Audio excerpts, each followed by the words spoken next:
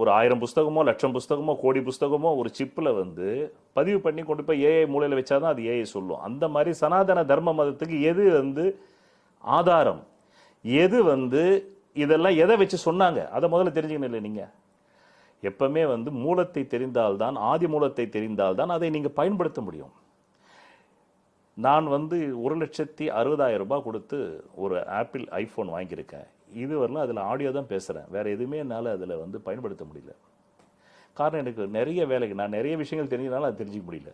இப்போ அதே அந்த ஐஃபோனில் உள்ள எல்லாத்தையும் தெரிஞ்சுக்கிட்டேன்னாக்கா இன்னும் என்கிட்ட உள்ள திறமைகளை அதன் மூலமாக இன்னும் நான் நிறைய விஷயங்களை வந்து பகிர்ந்து மக்களுக்கும் பயனளித்து அதன் மூலம் எனக்கும் பயன் வரும். ஆனால் தெரிஞ்சிக்காதனால வெறும் அதில் வந்து நான் வந்து ரெக்கார்டிங் மட்டும் பண்ணிக்கிட்டு இருக்கேன். இப்படித்தான் ஆன்மீகமாகி போச்சு. யாரை கேட்டாலும் ஆன்மீகன்றாங்க.